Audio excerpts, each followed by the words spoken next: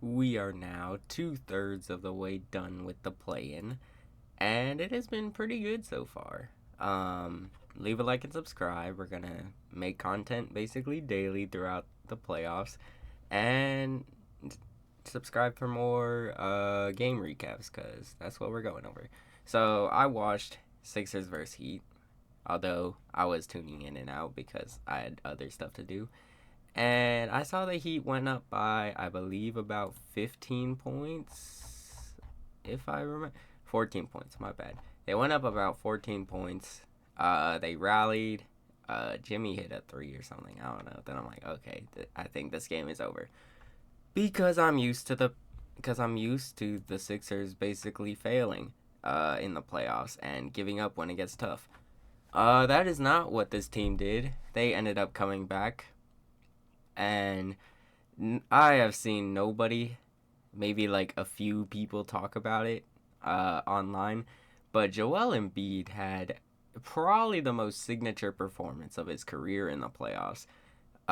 He scored about 11 points in the fourth quarter, I believe. Let me double check. 11 points. Every shot from when it was tied with about like 3 minutes left or so, every shot was either made by him, scored by him, or assisted by him until you get to the intentional fouls. Um, so that's really good to see from Embiid, who has typically struggled in the playoffs. So good for him. He obviously did not look well, and not, I mean, 6 for 17, still got 10 free throws. You'll look at this and say, "Oh, he played terrible. He got bailed." But if you actually watch, especially the closing minutes, he's a big part of why they won. Now, the biggest reason why they won is this guy right here, Nicholas Batum, 35 years old. I believe he was a buyout player, or he was in the Clippers Harden deal. But I feel like Batum just has these games randomly where he's like, okay, I'm gonna pretend like I'm playing for France, or wherever he's from. I'm sorry if he's not from France. I need to double see. Okay, yeah, thank God. Okay, I got it correct. But he just has these games where he's capable of becoming one of the best players on the court, and I think that speaks volumes to how good NBA players are. That every player is capable of possibly being the best player on their team for like stretches in the game. Was it? He had a big block on Tyler Hero, who tried to hit a three to tie the game, I believe. If I can go, let's see. Oh yeah, Oubre hit an and one, assisted by Embiid. He hit the free throw. Yes, he got the block on Tyler Hero with about 26 seconds remaining, and then it was basically over. That was the game. On the Heat side, Jimmy did not play well, but also, um, oh shoot, okay, that makes more sense. He got injured in like the first quarter or second quarter, and it looks like it's bigger than what I thought. At first, it looked bad because he was wincing in pain. They had to call a timeout. It went to a long commercial break. Then he was fine. So I thought, okay, he's just being dramatic. Throughout the game, he's like holding his knee, so obviously he's playing through it. Jimmy's a tough guy. And then we find out it's like an MCL injury, which typically you're reevaluated in 2 weeks if it's something bad. So the MRI probably happens tomorrow, so we'll find out. But this really sucks, and this is one thing I wanted to say. We should not have the play-in game or the play-in tournament. It should be a thing that's like it only happens every once in a while, like when certain scenarios are met. Like look at the difference, okay? The Heat won 46 games. Obviously, they deserve a chance. Dang, 46 games. Jesus. 46 games. They deserve a chance. Uh, the Bulls won 39 games. That is 2 games under 500, I believe. And the Hawks won 36 games, which is 5 games under 500. These two should not get a chance to play in the playoffs, especially when you're under 500. It should be like how the original play-in tournament was, where if you are within 2 or 3 games back, I believe, 2 or 3 games back of the 8 seed, then the play-in tournament is enacted. At that point, it was only the 8 seed versus the 9 seed, I believe, and the 9 seed had to beat the 8 seed twice. That wasn't perfect, but we need something like that because it was a freak injury, and I've seen people say they were blaming Zion's injury on the play-in tournament, and that is way different from Jimmy's because Zion's was a non-contact injury, which is clearly a wear and tear injury. Now, you can make the argument like, okay, he should have been resting, but like it looked like it was just bound to happen eventually in the playoffs. As compared to this, he actually got hit on the play. I believe if I'm remembering correctly. If it was also like Zion's injury, then forget any of this happened. So yeah, that's one thing I would change about the play-in tournament. But other than that, Adam Silver, it was one of the few good things he's done. Okay, that's okay. He's a good commissioner, but he could be better. Like, this is off topic, but he banned Porter for gambling. But he lets Josh Giddey and Miles Bridges just chill in his league, basically. So, that's always fun. Let's see. Without Jimmy, I do not know if the Heat win their next game, or if I'd even want them to win their next game if Jimmy's gonna be out for like the rest of the playoffs, because do I really want to watch Bam Adebayo try to solo squad the Boston Celtics? Not really. It's fun when Jimmy's doing it because he's capable of it, but it's not fun when Bam does it. People tweeting playoff Jimmy. Okay, yeah, I ain't gonna lie, that's kind of funny, but still, he did get injured. Well, another notable thing was this team, like Nick Nurse is such a good coach. They started running zone when things weren't working. It started working out. People call it terrorist defense. I call it awesome defense. He benched Tobias Harris in the closing minutes and opted to go with the hot hand in Batum and Oubre. Or at least I believe so.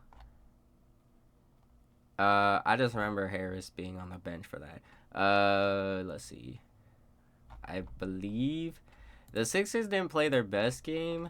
Batum was obviously their best player, it felt like. Yeah, 20 points. Yeah, he was their best. He's the only one that shot efficiently besides, like, B-Ball Paul. So, oh yeah, Buddy Hield, congratulations. You made your first playoff game, or playoff appearance. So, shout out Buddy. He's been in the league for, like 7 years now? Okay, he finally made it, though. So, there isn't much I would talk about because Jimmy got hurt, so it kind of feels pointless. Duncan Robinson did not play. I swear to God, I thought he was cleared. I don't know why he didn't play. But Hawkes looked good. All the role players look good. They were just missing their star because he's injured. So, yeah, sucks for them.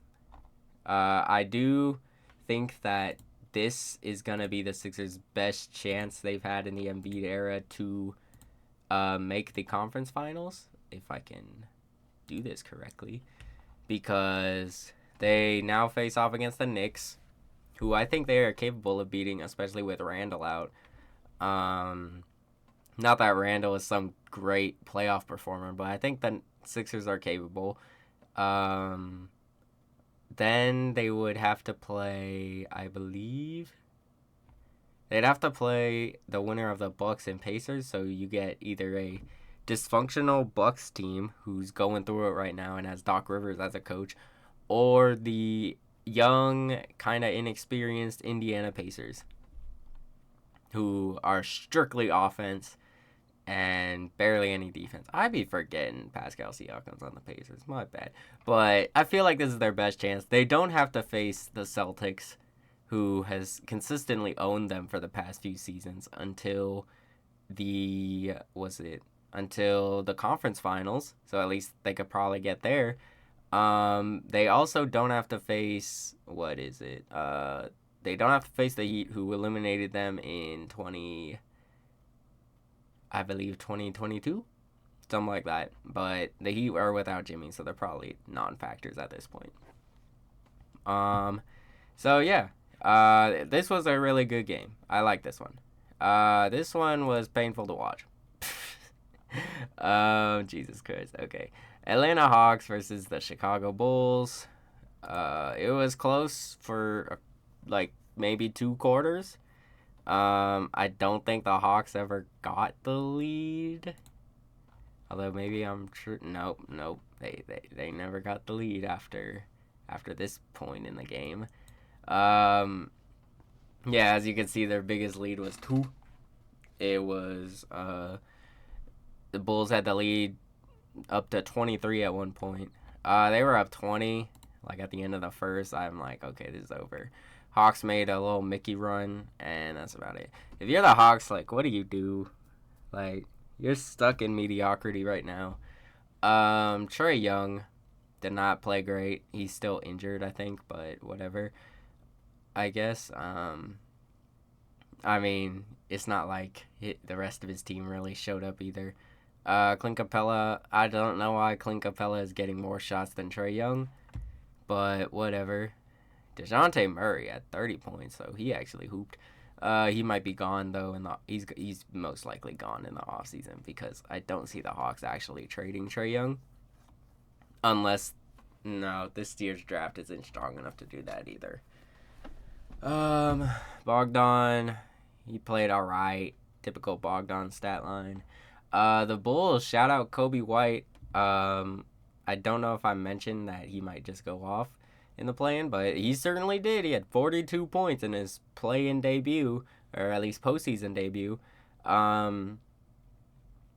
Yeah, he was hooping. Ayu Dosunmu, he was also hooping.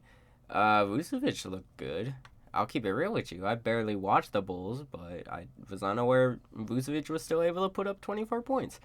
Caruso did get injured in the game, which really sucks, because if they make it past the Heat, he probably would have helped them a lot against the Celtics. DeRozan played good. This team is young. This team is good. They just really need to trade. They just really need to get rid of Zach LaVine and that contract. Probably let DeMar DeRozan go and Vucevic go. I think you could build around Kobe White. He's very good. Just fully hit the rebuild button, please. Kobe White's very good. There is not much to say about this game. So, I believe, here we go. Chicago Bulls, significant right foot sprain. So he's probably not even gonna play, which sucks, but what can you do?